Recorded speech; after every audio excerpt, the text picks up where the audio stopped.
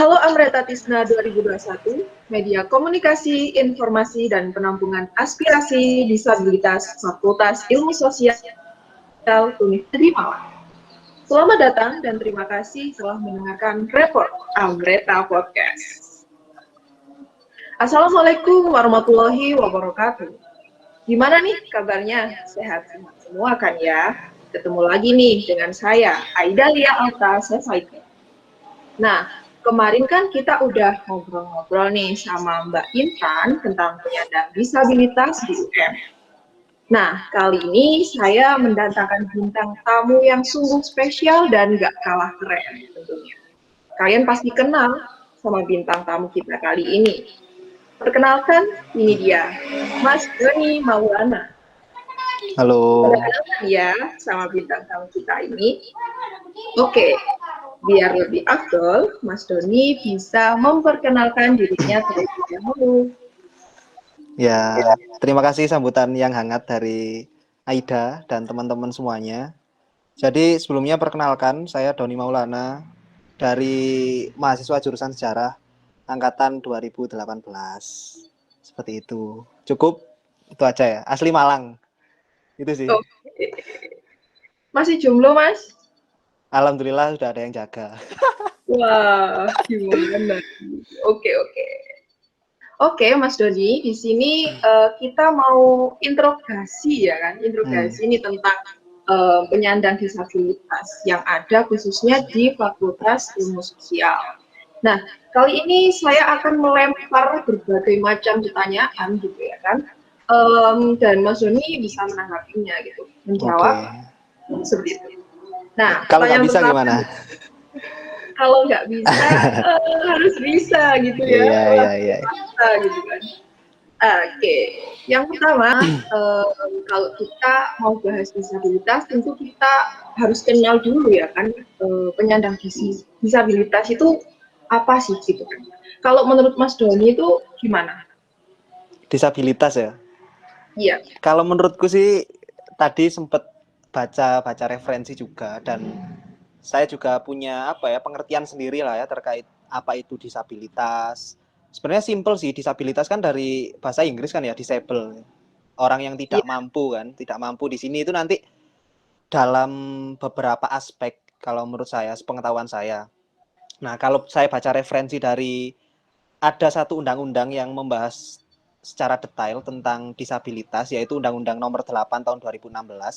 Di situ disebutkan bahwasanya orang yang disebut disabilitas itu orang-orang yang mempunyai keterbatasan atau ketidakmampuan fisik. Nah, itu dalam beberapa aspek sih, itu ada yang aspeknya itu fisik, misalkan yang terlihat itu, misalkan kayak keterbatasan salah satu organ tubuhnya itu tidak lengkap dan sebagainya. Terus juga ada juga yang jenisnya itu keterbatasan intelektual, misalkan dalam segi pemikiran atau pola pikir itu tidak pada umumnya atau tidak sama dengan orang-orang pada umumnya. Terus ada juga yang mengalami keterbatasan mental, disabilitas dalam hal ini mental, itu biasanya terkait kedewasaan seseorang. Biasanya itu kebanyakan kasus itu kayak orangnya udah tua atau udah dewasa, cuma mentalitasnya itu tidak mencerminkan seberapa dia dewasa gitu. Biasanya kalau terkait yang mental. Sama sensorik itu terkait respon sih menurutku, respon dengan apa yang ada di sekitarnya itu. Biasanya kayak telat respon atau dalam respon hal-hal yang ada di luar, di lingkungannya itu kayak telat gitu loh. Ada kayak gap lah di situ. Itu kalau menurut undang-undang itu tadi seperti itu ya, terkait disabilitas. Jadi secara sederhana ya, orang-orang yang mempunyai keterbatasan gitu loh. Dalam hal ini ada 4 aspek itu tadi. Itu sih kalau menurutku udah. Oke. Jadi penyandang disabilitas itu sebenarnya mempunyai keistimewaan gitu ya kan. Nah, kalau gitu hak penyandang disabilitas itu ada nggak? Maksudnya mereka tuh punya hak yang maksudnya berbeda dari kita atau sama kayak kita? Kalau Mas Doni gimana pendapatnya? Oke, terkait hak dari penyandang disabilitas ya. Kalau saya mengacu pada landasan undang-undang yang mengatur tentang disabilitas tadi, itu sebenarnya diatur dalam 4 pasal. 4 pasal undang-undang. Ada pada pasal 1 yang mengatur tentang secara general hak-hak yang harus didapatkan seseorang yang menyandang disabilitas. Di situ ada hak kesamaan mendapatkan kesempatan atau akses, terus hak tidak mendapatkan diskriminasi, terus hak juga hak penghormatan, hak perlindungan dan layanan publik. Nah, itu kalau di pasal 1. Nah, dari pasal 1 itu kemudian dijelaskan lagi gitu loh. Istilahnya kayak di down apa ya, kayak di breakdown di beberapa pasal selanjutnya. Ada di pasal 4 sama di pasal 5 kalau salah, 5 atau 3. Nah, itu ada sebenarnya ya kalau secara umum hak orang-orang yang disabilitas itu tidak jauh beda sama orang-orang biasa.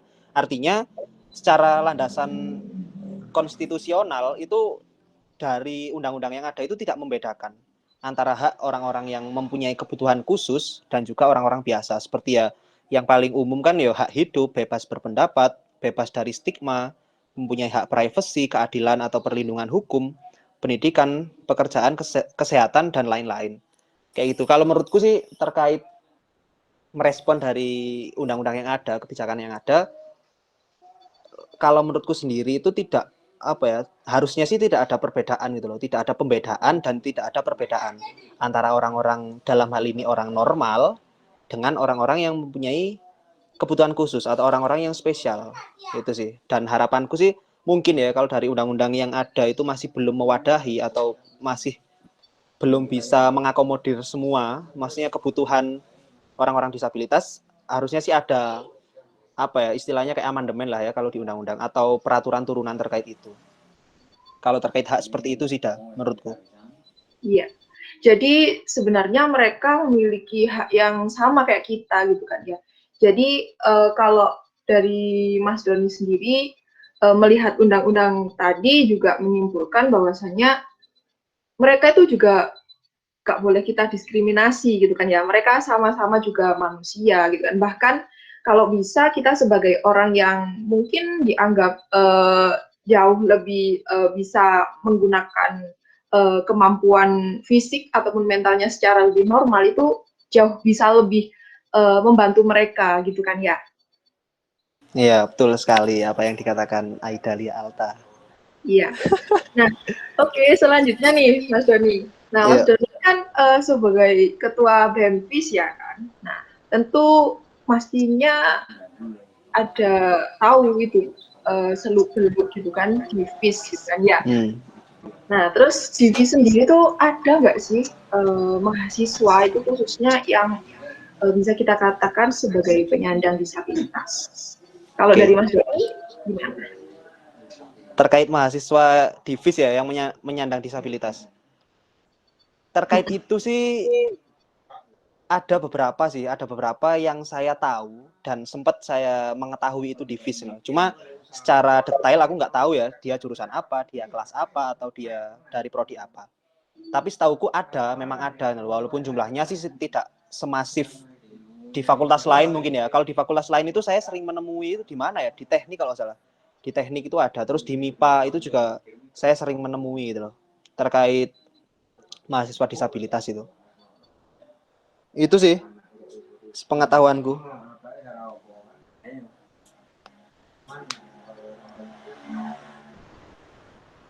Dikit gitu nggak seperti di fakultas lain gitu kan ya.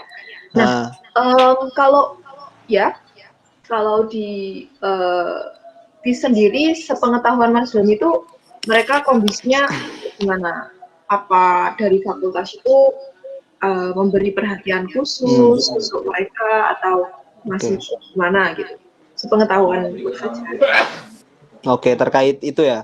Istilahnya dalam hal ini kan kita menyikapi kebijakan maupun apa yang sudah dilakukan pihak kampus untuk mewadahi teman-teman yang punya keterbatasan atau punya disabilitas ini ya.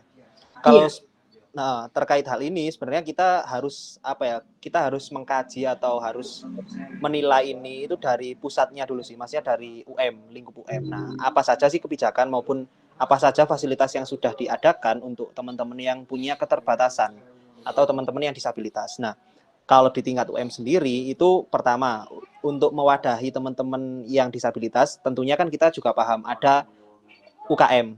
UKM Gembita. Nah, di situ menurutku itu inisiasi yang bagus dari entah dari rektorat atau dari siapa ya teman-teman yang merintis. Itu merupakan satu wadah yang menurutku sangat partisipatif banget gitu loh bagi teman-teman yang mempunyai keterbatasan.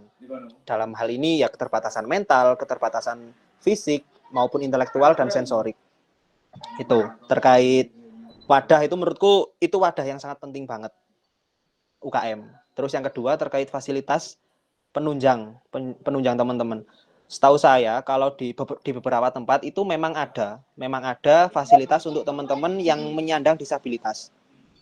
Kalau Divi sendiri yang kasat mata yang kelihatan itu misalkan kayak ada tangga khusus disabilitas itu di depan VIS. Itu emang sih kayak apa ya? Kecil banget gitu loh, kecil banget efeknya. Cuma menurutku bagi teman-teman disabilitas itu merupakan hal yang apa ya? Bermanfaat banget gitu loh bagi mereka. Itu kalau di VIS. Cuma untuk kebijakan lain selain itu sih saya kayak masih belum bisa bisa menangkap sih atau belum mengetahui, terutama di bidang kayak fasilitator dalam hal ini misalkan mata pelajaran atau di kelas yang bagaimana memfasilitasi teman-teman yang mempunyai keterbatasan itu menurutku, tapi ini nggak tahu ya aku ya, tapi sepemahamanku tidak ada treatment khusus yang diberikan untuk teman-teman disabilitas di kelas. Misalkan ada kayak kelas khusus kah bagi mereka atau ada treatment khusus dari dosen untuk mereka, itu setahu saya masih belum ada. Cuma mungkin mereka sedikit banyak sudah terwadahi di UKM Gembita itu sih setauku. Kalau di FIS mungkin ya sebatas wadahnya ya sebatas itu sih, belum ada bahkan wadahnya, cuma ya beberapa fasilitas di beberapa titik aja, dan itu pun sebenarnya masih bisa dioptimalkan gitu loh. Kalau misalkan fakultas dalam hal ini mau atau mau fokus pada teman-teman disabilitas. Gitu, Aida. Oh, jadi seperti itu. Nah, kalau berdasarkan penjelasan dari Mas Doni sendiri, nah ini penyandang disabilitas ini menurut Mas Doni gimana tentang ini menurut Mas Doni terpenuhi atau belum? Oke, terkait hak dari teman-teman disabilitas ya, saya karena konteksnya juga masih Divi sendiri, menurutku kalau terkait hak itu sangat luas banget untuk teman-teman disabilitas, dan sejauh ini saya mengamatinya, pertama kalau dari fasilitas maupun sarana pendukung mereka masih belum mendapatkan haknya dengan maksimal. Itu kalau menurutku itu.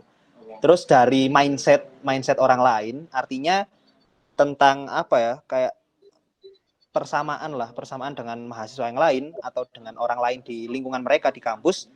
Dalam hal ini di FIS saya juga masih ragu sih, bukan bukan tidak atau bukan iya, tapi ragu.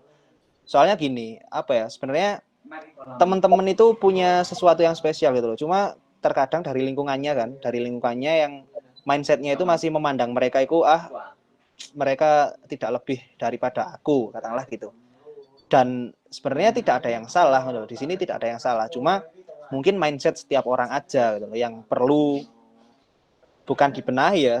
Pastinya setiap orang punya proses kedewasaannya masing-masing dalam menilai hal ini gitu. Cuma kalau terkait yang konkret bentuknya yang jelas dilihatnya itu kan dari fasilitas maupun kebijakan yang mewadahi teman-teman disabilitas. Kalau menurutku sih ya udah ada hak-hak yang mereka harusnya didapatkan itu udah ada, cuma masih jauh dari kata maksimal untuk di lingkup FIS sendiri itu. Ya, jadi menurut Mas Doni masih butuh peningkatan gitu kan ya, masih butuh progres lagi ke depan, harus semangat lagi gitu kan ya. Betul. Baik. Nah, mahasiswa penyandang disabilitas ini kan bisa kita katakan berbeda atau memiliki kekhususan gitu kan yang diberikan oleh Tuhan gitu kan. Nah, apa mereka ini kalau sejauh yang Mas Doni tahu punya akses gitu untuk mendapatkan informasi yang khususnya diberikan oleh fakultas. Nah, contohnya ini kalau misalkan mahasiswa yang tunanetra gitu. Nah, mereka kan nggak bisa lihat tuh yang ditempel di mading atau di papan informasi yang basicnya itu tulisan gitu kan. Nah, itu terus apa mereka itu bisa mendapatkan akses khusus gitu? Kalau dari Mas Doni, gimana? Terkait akses khusus bagi teman-teman disabilitas, saya kurang mengetahui sih, jujur kurang mengetahui. Cuma menurut saya sih nggak ada, gitu. Menurut saya nggak ada. Dan mereka biasanya yang saya pahami untuk teman-teman disabilitas untuk menyiasati hal itu, kebanyakan dari mereka kan ikut itu kan UKM itu kan. Nah, mungkin dari UKM-nya itu yang memfasilitasi gitu loh. Misalkan kayak informasi-informasi apa terkait kebutuhan mereka, itu mereka mendapatkan fasilitas yang lebih itu di sana. Mereka diajari misalkan ada salah satu pasien atau penderita disabilitas yang tidak bisa membaca mungkin. Nah, itu mungkin dalam memperoleh informasinya itu mendapatkan informasi dari istilahnya kayak kakaknya atau satu komunitasnya di situ, satu UKM di situ. Oh, ini loh ada informasi ini disampaikan dalam bentuk mungkin tertulis atau dalam bentuk yang lain gitu. Cuma kalau dari fakultas sendiri dalam hal ini dari pejabat fakultas, stakeholder fakultas terkait akses khusus untuk teman-teman, saya masih belum mengetahui sih terkait hal itu. Ada apa tidaknya. Cuma saya mungkin cenderung ke tidak ada sih menanggapi hal itu. Oke, Mas. Jadi masih belum tahu ada apa enggaknya, tapi sejauh yang Mas Doni tahu masih belum ada, gitu kan ya? Iya, betul banget. Nah, tadi kan Mas Doni juga menyinggung tentang UKM yang ada di tingkat Universitas. universitas. Ya. Nah, kalau di FI sendiri tuh ada nggak, maksudnya wadah bagi mereka seperti kalau di FIS kan ada BKT itu kan ya, nah, itu ada apa gimana apa enggak? Oke, terkait di ranah fakultas ya, teman-teman yang mewadahi teman yang mempunyai disabilitas itu menurut saya sejauh ini tidak ada, masih belum ada. Mungkin ini juga nantinya bisa menjadi fokus atau concern dari teman-teman yang pegiat Ormawa maupun siapalah nanti di dalamnya. Tapi untuk sejauh ini itu masih belum ada. Soalnya yang saya pikirkan itu gini sih. Sejauh ini kan untuk range atau kisaran teman-teman yang mempunyai kebutuhan khusus ini kita juga tidak tahu datanya seberapa banyak, dan juga sense of krisisnya itu saya belum merasakan itu loh di FIS, sehingga harus ada kita memunculkan satu wadah untuk teman-teman gitu loh. Akan tetapi kita di Ormawa ini BEM ya, saya dari latar belakang BEM ya, nggak tahu dari teman-teman HMJ seperti apa, cuma menurut saya sama sih, kita tidak membatasi teman-teman yang mempunyai keterbatasan untuk bergabung di organisasi gitu loh. Artinya saat mereka pengen atau saat mereka butuh bergabung di Ormawa, baik itu BEM, HMJ, HMP maupun BKT, sejauh yang saya tahu itu tidak ada batasan untuk mereka gitu. Cuma memang sampai sejauh ini tidak ada yang daftar dari teman-teman disabilitas gitu. Nggak tahu ya faktor apa, mungkin juga emang faktor internal dari yang bersangkutan sendiri atau mungkin ada faktor lain gitu Aida. Cuma gini sih gambaran aja, yang ada atau yang concern terkait masalah ini itu ada di teman-teman FIP, utamanya di PLB dan PLS. Itu lebih concern tentang permasalahan atau tentang disabilitas ini itu. Soalnya kan PLB kan emang bidang kajiannya teman-teman disabilitas gitu loh. Oh iya, ini satu lagi sih, ada sebenarnya UM itu juga udah ada UM ya, untuk UM sendiri itu udah ada semacam wadah untuk penderita disabilitas. Itu kan ada SLB itu loh, SLB Lab atau apa itu. Nah, itu di sana. Itu menurutku juga hal yang bagus juga sih dan patut kita apresiasi gitu loh. Selain kita mengkritik apa yang belum tersedia untuk teman-teman disabilitas, kan memang ada beberapa kebijakan yang perlu kita apresiasi. Nah, mungkin salah satunya juga itu. Baik. Nah, setelah saya interogasi kan beberapa pertanyaan, kan, melempar beberapa pertanyaan. Nah, akhirnya saya berada pada pertanyaan terakhir nih, Mas. Oh, kau udah selesai. Masih belum panas sih. Nah, pertanyaan terakhir untuk Mas Doni. Harapan untuk Mas Doni sendiri gimana nih terkait mahasiswa penyandang disabilitas yang ada di khususnya di Fakultas Ilmu Sosial. Nah, tadi kan Mas Doni udah menjelaskan bahwasanya mungkin dari FIS-nya sendiri mungkin pemantauannya ada yang bisa kita katakan kurang, terus kemudian fasilitas-fasilitasnya juga masih harus ditingkatkan, kemudian haknya juga mestinya kita harus lebih semangat dan juga lebih giat untuk memenuhi hak mereka juga, yang pada dasarnya mereka juga memiliki hak yang sama dengan kita. Nah, ini gimana nih harapan Mas Doni ke depan nih? Gimana? Oke. Kalau dari aku sih sebenarnya nggak muluk-muluk ya. Kalau kita menjagakan apa ya, jaga apa sih? Kalau kita hanya menunggu dari kebijakan yang turun dari atas itu, menurutku apa ya, bukan sesuatu yang worth it lah. Maksudnya yo timbangan ngenteni tok.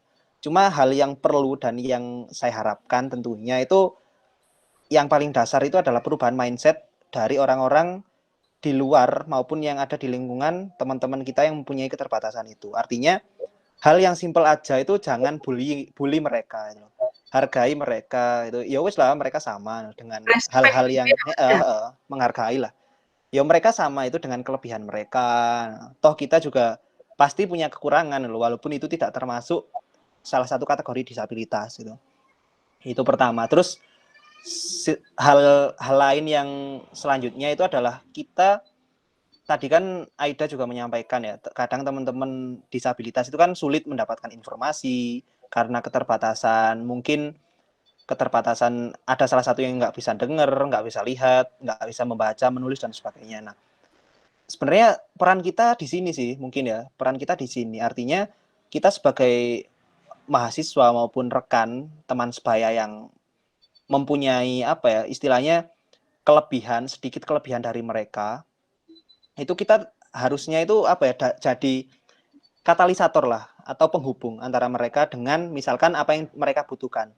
Mereka butuh informasi tapi tidak bisa dengar, ya wes kita kandani, kita sampaikan kalau kita punya akses ke mereka, ke teman-teman disabilitas itu. Misalkan ada informasi yang mereka tidak bisa lihat, ya udah kita bacakan. Seperti itu, hal-hal simpel seperti itu sih.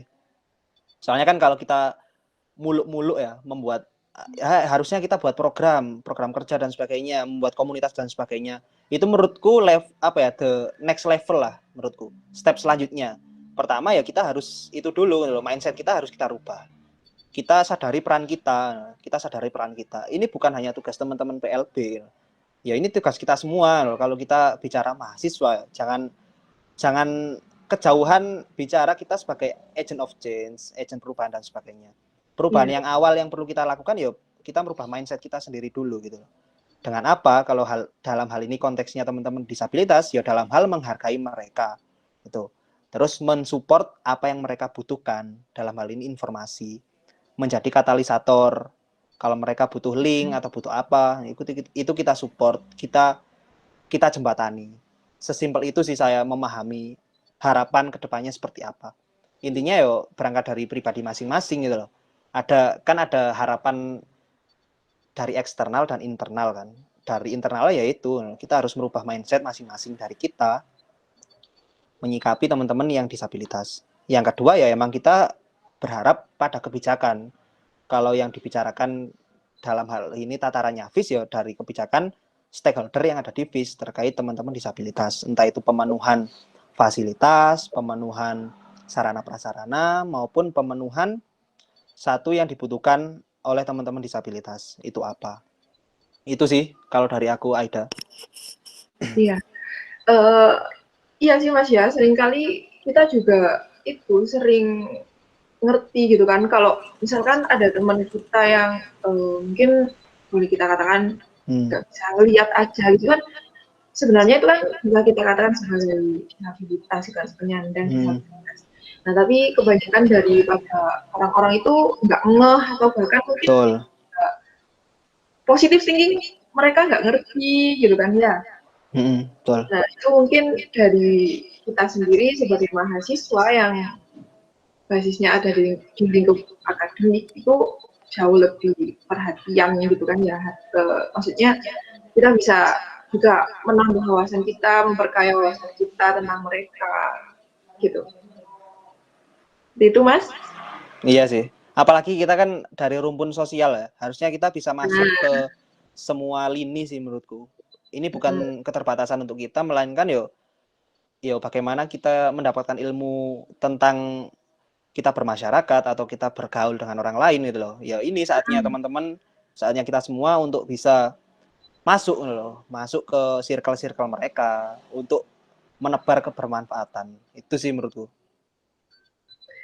Baik Mas, waduh ini luar biasa sekali loh Salah. pada kesempatan kali ini ya kan. Oke. Oke, terima kasih kepada Mas Roni nih udah mau diintegrasi ya kan. Terus Kak Sita gitu kan waktunya. Nah, semoga ke depan harapan dari Mas Roni ini bisa kewujud ya. Khususnya sih harapan kita semua ya kan. Ini kan harapan kita semua gitu untuk bisa memenuhi paling tidak bisa membantu mereka gitu. Terima kasih kepada Mas Roni sudah berbagi ilmunya, berbagi pendapatnya, berbagi tentang pemikiran-pemikirannya, dan juga mohon maaf nih kalau misalkan ada salah kata atau salah tindakan dari saya dan juga teman-teman lainnya. Oke, terima kasih. Ya itu ya itu sebatas persepsi saya aja. Jadi masih banyak persepsi lain di luar sana dan harapanku sih teman-teman bisa mencari atau menggali lebih jauh tentang perspektif bagi teman-teman disabilitas. Intinya sih satu sih, mungkin ya harapan yang sangat besar itu UM akan menjadi kampus yang ramah terhadap orang-orang yang inklusif seperti itu gitu. Terkait kampus inklusi ya Mas ya. Kampus inklusi. Ya itu sih. Ya itu udah digaungkan dari beberapa tahun nih sebenarnya. Dari teman-teman saya udah menjalin kontak dengan teman-teman PLB itu juga udah sering banget ngadain acara-acara, bahkan kolaborasi dengan kadang SD Lab, SMP Lab dan sebagainya dengan SLB yang ada. Itu menurutku nanti bisa dikembangkan ke arah sana mungkin. Baik, terima kasih Mas Doni. Sama-sama. Katanya baik. Terima kasih kepada pendengar Amreta Podcast. Wassalamualaikum warahmatullahi wabarakatuh. Waalaikumsalam warahmatullahi wabarakatuh.